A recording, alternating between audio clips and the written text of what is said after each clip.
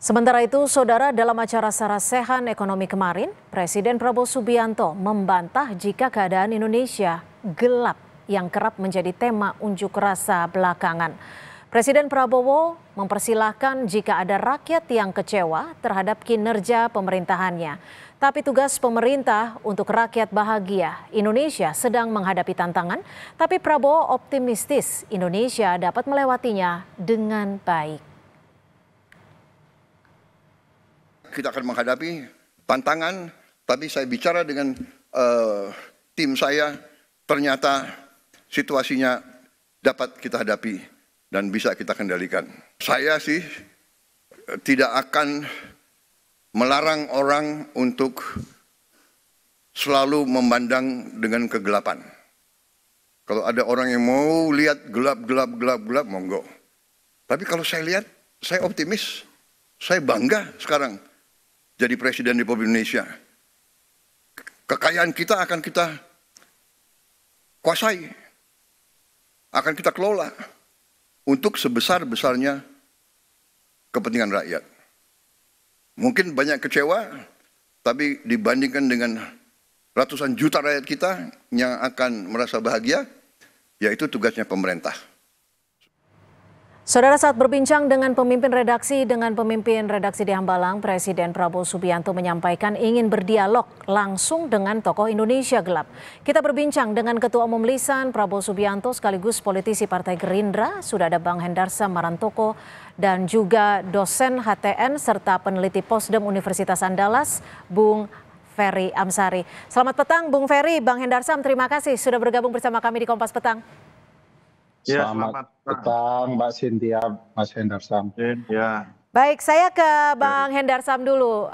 Bang Hendarsam, ini kan Pak Prabowo bilang bahwa akan mengundang secara hitam di atas putih, akan mengundang langsung tokoh Indonesia gelap untuk berdiskusi, untuk berdialog. Ini betul adanya? Kapan kiranya surat ini akan diberikan?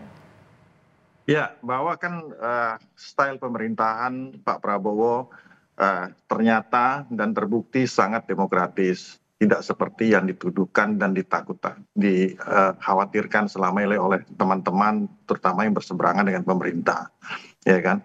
Bagaimana kalau kita berpikir seorang presiden yang biasanya antar sebel, ya kan, ini mau untuk berdialog, ya. Terutama ya kan fase pertama ini dengan 6 pemret media-media besar untuk melakukan dialog dan pertanyaan-pertanyaan yang sangat kritis dan sangat tajam, ya kan, tanpa sensor, ya kan, dengan point of view dari teman-teman wartawan, ya kan, yang ingin menyuarakan, ya kan, suara-suara kritis dari publik-publik tertentu, ya. Dan itu beliau jawab dengan sangat baik, ya kan, apa adanya dengan style Pak Prabowo itu sendiri. Nah, kita bisa menangkap bahwa dari sini Pak Prabowo spirit sebagai seorang pejuang demokrasi itu melihat latar belakang dan kiprah juga dari Pak Prabowo yang membangun partai, ya, tidak lompat-lompat. Ya. Membangun partai, mengkaderisasi orang, ya kan, ikut 4 kali pilpres merupakan suatu bentuk dan bukti bahwa beliau adalah orang yang sangat menjunjung tinggi demokrasi. Dan oleh karena itu, ya kan, beliau sangat terbuka untuk hal tersebut, untuk melakukan dialog-dialog. Ya. Oke, tapi belum tahu kapan ya, intinya artinya seperti itu ya. Oke. Itu kan merupakan perwujudan dan bukti bahwa beliau sangat terbuka terhadap segala macam bentuk kritik dan masukan. Bung Ferry, sebelum saya bertanya soal undangan Pak Prabowo terhadap tokoh Indonesia gelap, tapi saya juga ingin meminta pendapat Anda karena Pak Prabowo kemarin sempat berkata bahwa Indonesia cerah kok, saya bangun pagi Indonesia cerah, tidak gelap. Ya, satu, kami menggunakan analogi ya soal gelapnya Indonesia itu menggambarkan tata kelola bernegara dan proses politik yang menurut kami gelap. Sementara Pak Prabowo menggunakan istilah bahwa kondisi real, ya, bangun pagi cerah. Jadi tentu saja tidak nyambung dan saya nangkap itu bagian cara beliau merespon. Tetapi tentu beliau tidak menjawab tudingan kami bahwa Indonesia memang gelap dengan berbagai faktor. Kami menjelaskan misalnya kegelapan itu berlangsung di 5 wilayah kekuasaan presiden dan bagaimana sikap parlemen yang juga gelap. Ya. Misalnya dalam pembentukan undang-undang kenapa disebut gelap? Perintahnya pembuatan undang-undang harus disosialisasikan dengan memenuhi prinsip partisipasi publik yang bermakna dengan 3 keadaan kondisi. Ya. Ketiga-tiga keadaan kondisi itu tidak dipenuhi. Contoh kegelapan, undang-undang mengatakan tidak boleh prajurit aktif mengisi jabatan sekretaris kabinet, itu sudah dilanggar Pak Prabowo dan kabinet sejak hari pertama. Dan percampuran-percampuran kekuasaan yang dilarang oleh konstitusi terjadi. Misalnya wakil ketua DPR yang sangat istana daripada istananya sendiri, itu menurut saya dan teman-teman merusak tata kelola kita bernegara. Jadi itu yang kemudian dijelaskan baik-baik agar Pak Prabowo dan timnya kembali on the track begitu ya. Kalau kemudian on the track, saya yakin teman-teman akan merespon sangat positif. Kami melihat memang Presiden tidak on the track. Seolah-olah kalau dari sudut kami lihat bahwa Presiden tidak memahami bangunan ketatanegaraan. Mestinya penasihatnya mampu mengarahkan Presiden bagaimana bangunan ketatanegaraan yang baik. Sayangnya ya, kebanyakan respon dari pejabat istana buruk sekali di tengah publik. Misalnya apa yang dicontohkan oleh PCO ya, Presiden Communication Office, yang menurut saya sangat tidak sehat. Setelah antipati publik, ketidaknyamanan publik, barulah Presiden membuka ruang komunikasi yang agak baik ya. Dan bagi saya sih oke saja untuk komunikasi dalam segala rupa sebagai wujud dari demokrasi itu sendiri. Siapapun yang bermasalah dengan demokrasi boleh kok berubah menjadi lebih demokratis. Ya.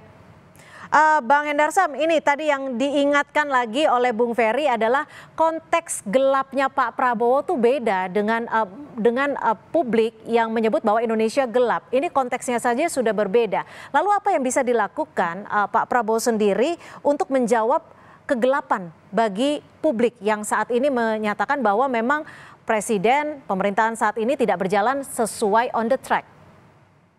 Ya.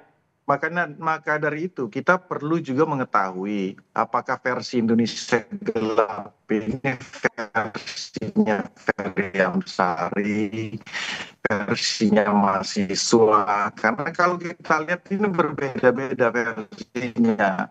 Ya kan, ini menumpuk semua menjadi satu. Revisi Undang-Undang TNI, ya kan? Revisi Undang-Undang TNI, ya, Undang-Undang TNI itu dikeluarkan di 2004, ya kan? Yang contoh di pasal tertentu yang menyatakan bahwa perwira aktif bisa untuk menjabat di posisi-posisi tertentu. Yang kemudian direvisi, ya kan, menjadi dari 10 menjadi 14 kalau tidak salah ya. Nah, itu tidak ada hal yang sifatnya fundamental karena itu apa namanya itu masih beririsan itu satu dengan tugas-tugas daripada keamanan, ya kan. Yang kedua, ini nggak jauh dari yang 10 yang ada di Undang-Undang TNI 2004. Oke, tapi secara garis besar yang ingin disampaikan Bung Ferry adalah bukan hanya itu saja, tapi tidak sesuai dengan on the track. Saya selesaikan dulu, ya kan. Artinya, ya kan, dari 2004 sampai dengan 2024, ya pasal yang mencantumkan tentang TNI aktif itu berhak untuk menduduki posisi-posisi tertentu di pemerintahan, ini sama sekali nggak pernah digugat loh, nggak pernah dipermasalahkan loh. Baru ketika Prabowo menjabat ini dipermasalahkan. Gitu loh. Nah itu satu. Kemudian indikasi salahkan, tidak memasalahkan materi daripada revisi Undang-Undang TNI tersebut. Yang dipermasalahkan digeser lagi ke masalah proses. Nah ini kan nggak selesai masalahnya. Nah, jadi maksud saya, silakan. Kalau silakan Bung Ferry. Aja gitu loh. Taruhlah Ferry pada saat tahun 2004 kan pada saat itu mungkin masih kuliah juga kan gitu kan. Sudah tamat saya itu. Ya silakan. Cuman maksud saya mau menjelaskan. Saya tidak merespon. Oke, Bang Hendarsam, kita coba dengarkan dulu apa yang di tadi kepada teman-teman yang lain, ya kan kemana saja dari tahun 2004, 20 tahun Oke, yang lalu. silakan Bung Masalah- Ferry dijawab kemana masalah, saja. Penempatan Ya. Oke, silakan Bung Ferry dijawab. Satu, respon Mas Hendarsan salah paham dan salah total.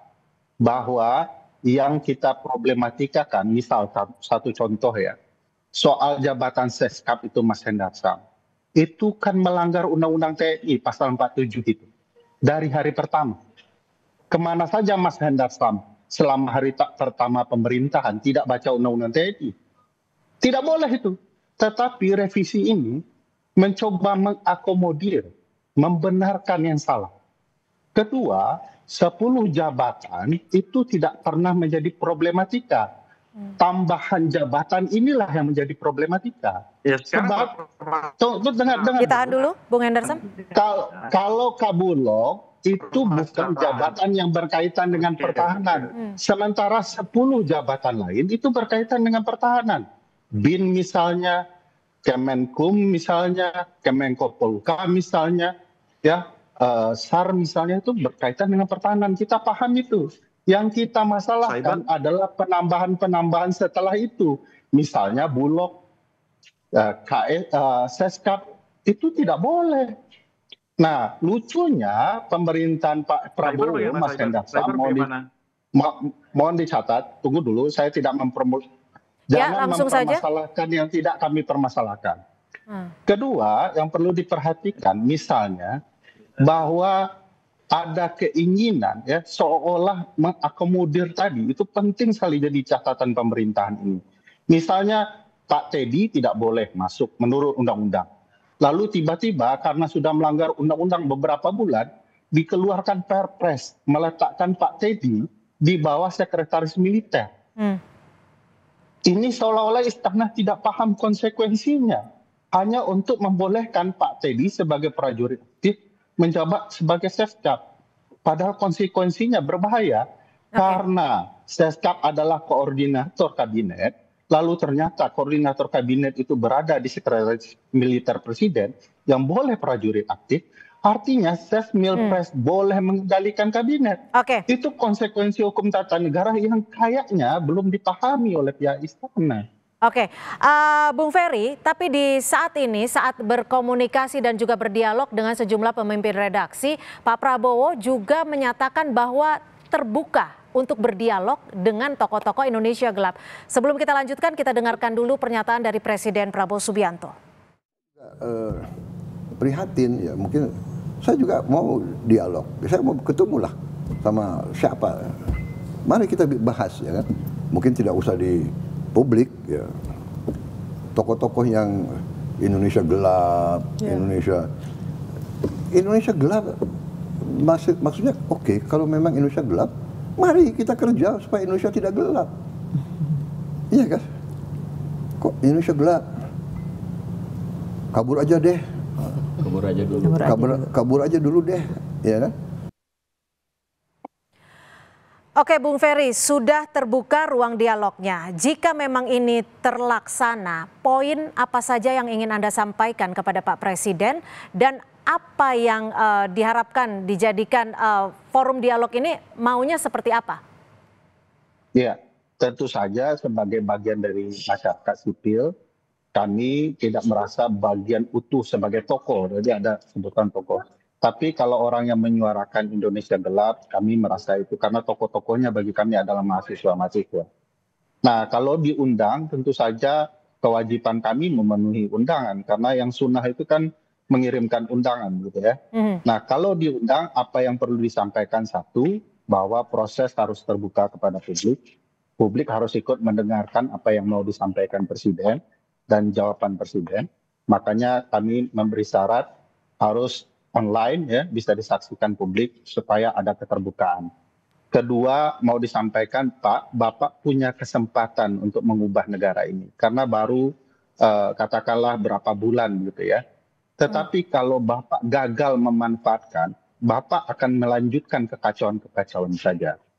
Kedua, kebanyakan dari gagasan retorika Pak Prabowo lebih banyak hanya pemanis saja. Tidak ada langkah-langkah strategis terstruktur yang kemudian bisa menjelaskan apa yang akan diambil oleh Presiden. Ketiga, yang perlu diperhatikan Pak Presiden adalah memastikan agar sistem presidensial yang konstitusional yang diatur di negara kita harus dijalankan dengan baik, murni dan konsekuen. Agar tokoh-tokoh yang tidak sepatutnya ya mengkebiri kekuasaan Presiden tidak diberikan kekuasaan. Baik. Keempat, hormati konstitusi dan pastikan tentara betul-betul di jalur. Ya, kami tangkap. Bang Hendarsam, singkat saja, terakhir, kapan kira-kira akan mengundang untuk mewujudkan forum dialog bersama publik ini, khususnya untuk membahas apa yang diinginkan publik soal Indonesia gelap? Ya, kalau untuk waktunya tentunya saya belum bisa menjawab untuk saat ini. Tapi ketika beliau sudah menyampaikan terbuka untuk hal tersebut, ya ini cepat atau lambat akan segera dilaksanakan, bahwa budaya ini tetap harus kita budaya dan spirit Pak Prabowo untuk membuka ruang selebar-lebarnya diskusi ini harus kita jaga. Tapi catatan saya ya kan, bahwa tokoh-tokoh yang diundang harus memenuhi kriteria tertentu juga gitu lah. Tokoh-tokoh yang bisa memberikan masukan secara konstruktif gitu loh ya. Ya. Artinya kontekstual. Kalau memang ada yang salah, katakan salah. Ada yang kalau memang itu benar, katakan benar. Jadi saya juga kasih masukan ke Bung Ferry. Saya tanya juga ke Bung Ferry, kira-kira di pemerintahan Pak Prabowo ini positif apa-apa saja kan gitu kan. Saya belum mendengar masalah selama ini. Ini salah satu yang positif ya, membuka ruang dialog ini positif. Contoh-contoh saya mau tahu nih. Baik. Oke, terima kasih. Baik, jadi intinya adalah forum dialog yang memang dibuka oleh Pak Prabowo. Belum ada yang bagus. Oke, mudah-mudahan secepatnya ya Bung Ferry ya, karena memang ini sudah disampaikan Pak Prabowo kepada publik bahwa ingin mengundang tokoh-tokoh publik khususnya yang memang sangat concern terhadap Indonesia gelap. Terima kasih sekali lagi Bung Ferry Amsari dan juga Bang Hendarsam Marotoko sudah berbagi di Kompas Petang. Selamat sore.